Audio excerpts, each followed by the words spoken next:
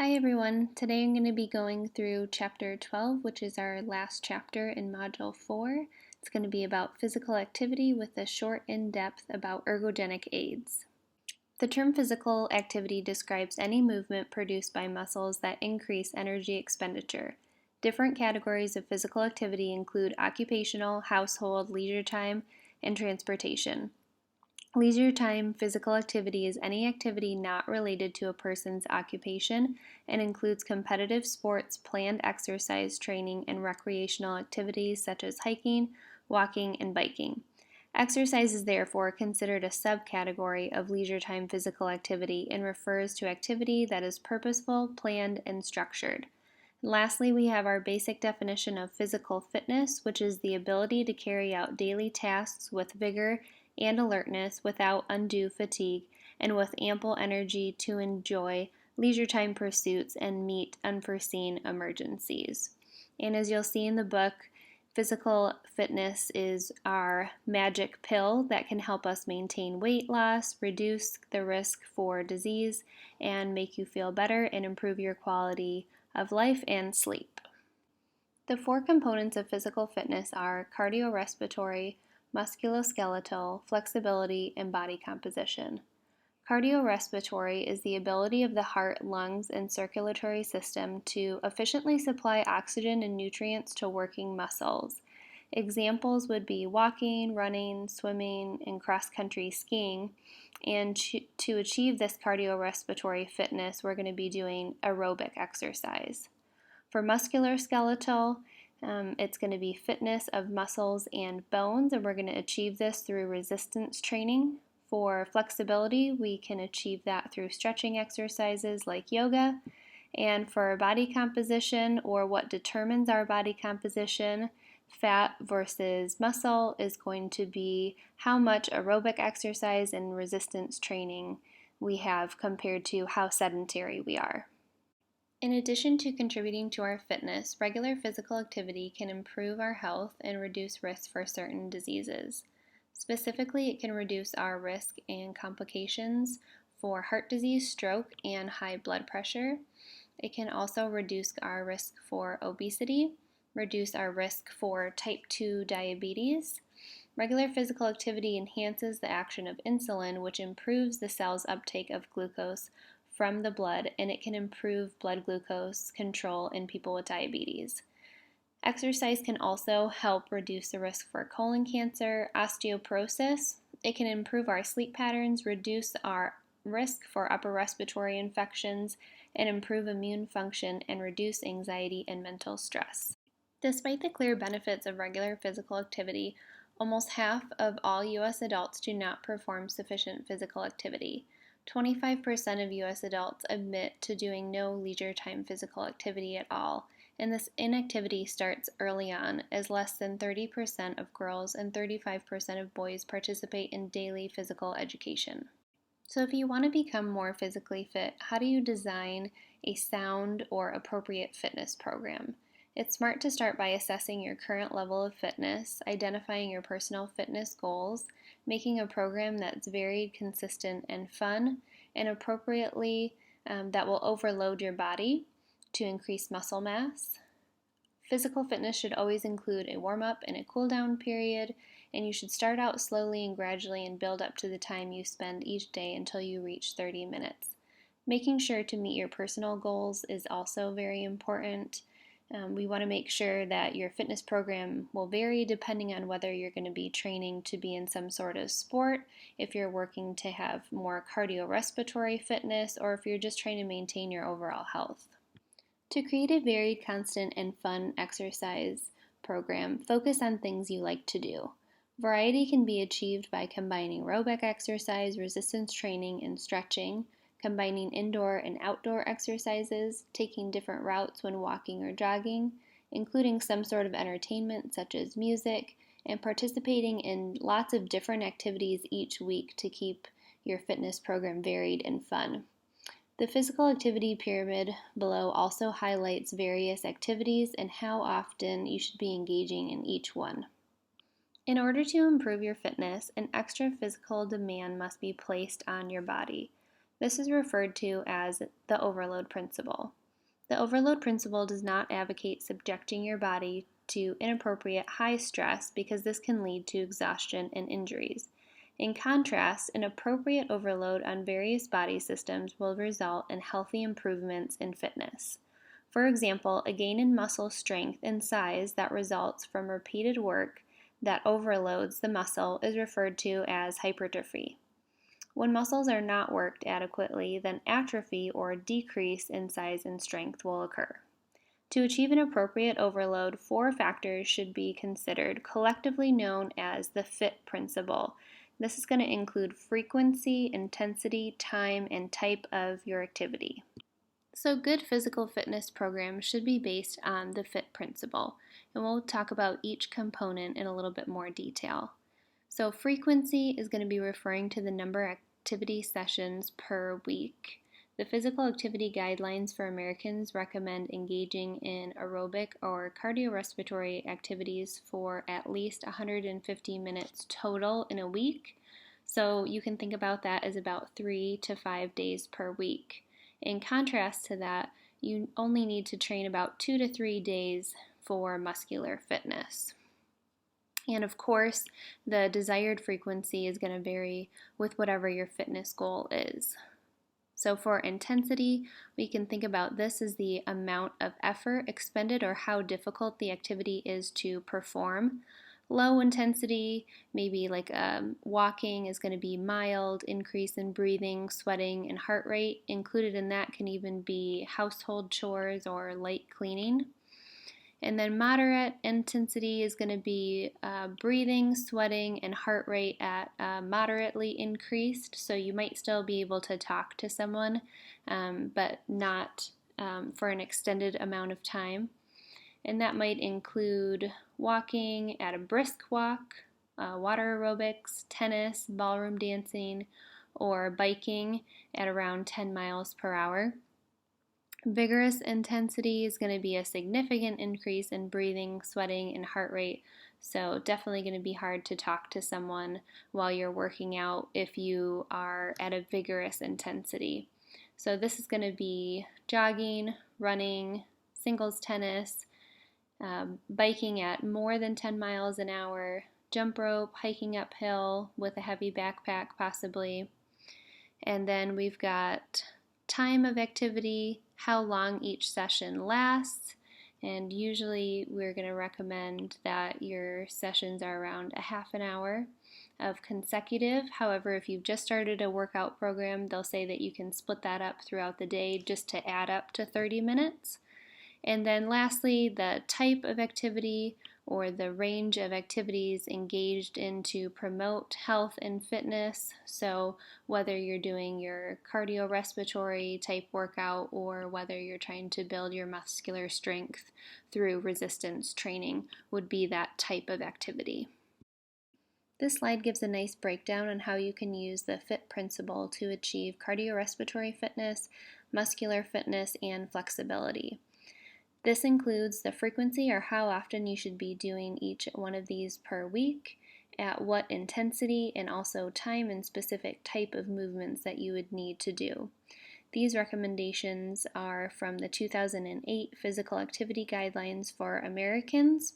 Again, it'll depend on what your own personal goals are for your fitness program, but this is just a nice general recommendation for anyone looking to increase their health and their fitness.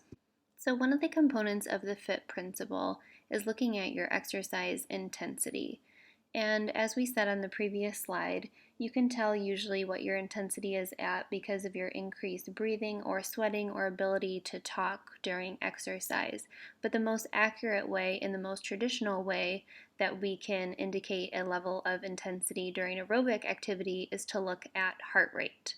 So you can calculate the range of exercise intensity that's appropriate for you by first estimating your maximal heart rate. So you're going to take 220 and minus your age, and you guys will need to do this during the exam, so please practice this. An example is down below here. We have a 40-year-old male with a maximal heart rate of 220 minus 40, which gives us 180 beats per minute as his maximal heart rate. So you might get a question like this on the exam. What target heart rate should he try to maintain during exercise for moderate intensity? So if you look below, moderate intensity is going to be 50 to 70% of the maximal heart rate. So what we're going to do is take 180 and times that by 0.5 to get our low end, and times that by 0.7 to get our high end. And you guys should have a range of 90 to 126 beats per minute. So practice with your age or a few different ages to get an idea of how to make sure that you can calculate someone's moderate intensity workout heart rate range. Switching gears, now we're going to be talking about where we get our fuel or energy for physical activity. The common currency for energy in the body is ATP, which we've talked about before in our metabolism chapter. The amount of ATP in a muscle cell is very limited. It can keep the muscle active for only about 1 to 3 seconds, so we need to be able to generate ATP from other sources to fuel activities for longer time periods. Fortunately, we are able to make ATP from our foods, so from the breakdown of carbohydrates, fats, and protein. Those are going to provide our cells with a variety of sources from which we can receive energy. The primary energy systems that provide energy for physical activities are going to be ATP creatine phosphate energy system and the anaerobic and aerobic breakdown of carbohydrates. Our bodies also generate energy from the breakdown of fats, as you guys should remember. So, whether we use carbohydrates or fats will be determined by the type, intensity, and duration of the activities performed and the amount of ATP needed, and therefore the energy system that will be used. So as I mentioned in the previous slide, our muscle cells only store enough ATP to maintain activity for about 1 to 3 seconds. After this time, creatine phosphate, a high energy compound, can be broken down to support the regeneration of some ATP, but only for enough energy for about 3 to 15 seconds.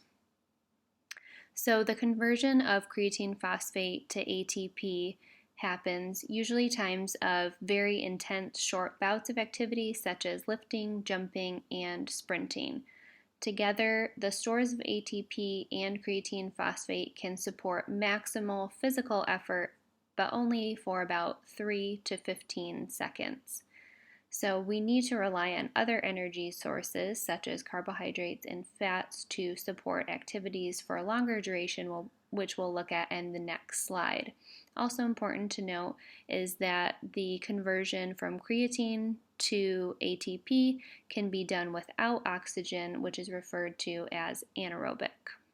Another important anaerobic process that yields energy for physical activity is going to be glycolysis, which is the breakdown of glucose to provide quick energy to the body. This is going to be the fastest way that we can regenerate ATP other than the ATP creatine phosphate system. But we can generate the most ATP when we have oxygen or when it's aerobic. So when we can break down carbohydrates aerobically, we can yield about 36 to 38 molecules of ATP. So breaking down carbohydrates is really efficient at making a lot of ATP molecules. However, as you guys remember, we only store a limited amount of glycogen in the body. So as we're exercising and we start to use up those stores, we need to start switching to using our other fuel source, which would be our fat. So body fat or triglycerides can be metabolized to generate ATP, making them the greatest storage of potential energy to fuel long-term activities. And in fact, fat is going to be the body's primary fuel source at rest and at low intensity exercise. So while we're resting, or if we're walking for a long distance, if we're hiking or doing endurance events, fat will be primarily used. Advantages to using fat as our fuel source is there's always going to be an abundant source, even in very lean people, and fat is going to provide more than 2 times the energy per gram as carbohydrate. As we talked about before, we're always going to be using fat and carbohydrate as our fuel sources, and it'll just depend at what exercise intensity we're at. So carbohydrates are going to be most used for high intensity activity, and fats are used for low intensity exercise. But as you can see in the graph here, we're still using both. It just depends on what percentage. And then a reminder that proteins are not a major fuel source for exercise and only contribute about 1 to 6% of energy needs during exercise. This graph just gives us a nice breakdown of everything that we just went over as far as what fuels our activities. So again, from 0 to 3 seconds, we're using our ATP-CP energy system, and then 10 to 12 seconds, we start to use some carbohydrates, and then after about 4 to 6 minutes, then we're going to be using a majority of carbohydrates, and then starting at 30 minutes, you'll start seeing fat in a combination as well. And then during a long distance hike, let's say 5.5 to 7 hours, you're going to be using a majority of fat, but still you can see that we're using a percentage of carbohydrate as well. Now let's talk about what type of diet supports physical activity. The answer, of course, is going to depend on the type, intensity, frequency, and duration of the activity in which you're participating, but for most of us who are just performing moderate intensity workouts a few times a week, we can follow dietary guidelines like the USDA food patterns and get enough energy and nutrients to support our physical activity. However, in the next few slides, we're going to be talking specifically about athletes because they do have an increased amount of physical demand, and so they have a little bit different needs than the rest of us. An athlete's energy demands or need is obviously based on their energy expended in their particular sport. So from athlete to athlete, that's going to vary quite a bit. But on this slide, it's a nice example showing an athlete who might need around 4,000 calories per day compared to a regular average person exercising who might need around 1,800 calories a day. And for athletes, they may need up to 10,000 calories a day, just depending on their specific energy needs. This table gives a breakdown of suggested intakes of nutrients to support vigorous exercise for athletes. We've already talked about energy needs, so we'll skip down to carbohydrate, fat, and protein. As you can see under the suggested intake, there's some values there that athletes can use to calculate their macronutrient needs. However, it's important to note that the percentages there are exactly the same for AMDR ranges as they are for non-athletes. Moving down to water, we've already talked a lot about fluid balance and making sure to consume adequate amount before, during, and after exercise to avoid dehydration. Next, moving down to B vitamins, calcium, and iron. Athletes need slightly more of these nutrients. However, adequate intake of these nutrients can be met with a healthy, balanced diet and should not require any sort of supplementation. Many competitive athletes and even some recreationally active people continually search for that something extra that will enhance their performance. That search often leads them to ergogenic aids or substances used to improve exercise and athletic performance. For example, nutrition supplements can be classified as ergogenic aids, as can anabolic steroids and other pharmaceuticals. However, many of these products are not effective and some of them can be very dangerous.